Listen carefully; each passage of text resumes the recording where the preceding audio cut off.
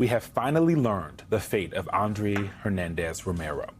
As you'll remember, he's the gay makeup artist from Venezuela who was deported to El Salvador by the Trump administration back in March. He was part of a three-way prisoner swap late Friday night and is now back in Venezuela. But what's frightening is that Romero actually fled Venezuela last year to seek asylum here in the United States after arranging an appointment at a U.S. border crossing. Immigration authorities stopped him and called his tattoos identifiers for the Venezuelan gang Tren de Aragua, despite the fact they include things like roses and a butterfly.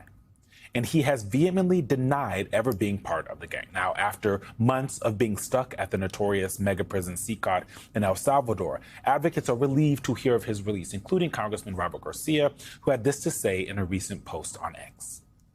We're trying to make sure that he is safe right now in Venezuela, and we're working with the State Department and other folks to get that done.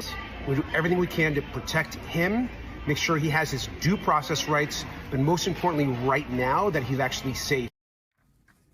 It's great that he's out of CICOT, but the whole reason he wanted to leave his home country was because of the danger to his life. So he's right back where he started. Right. And the whole situation with Andre is galling. Yeah. But the one piece of this story that is the most galling, Republicans talk a good game about people should follow the rules and come here correctly and do it the right way. Andre did it the right way, right way. And still, not only, he wasn't deported, he was removed. Correct. Right. And sent to a horrible place. And it is my fervent hope and prayer that he is okay and that he will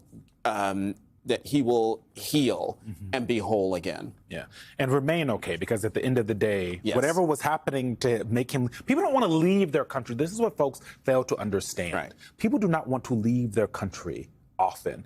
They are looking to live where they want to live. They want to be successful in the country of their birth. People leave for a reason, whether they're looking for a good, better life, or like Andre looking for safety. He doesn't seem to have that. And it's not just leaving your country, it's leaving your home. And that's the thing. It takes a lot to get someone to leave their own home.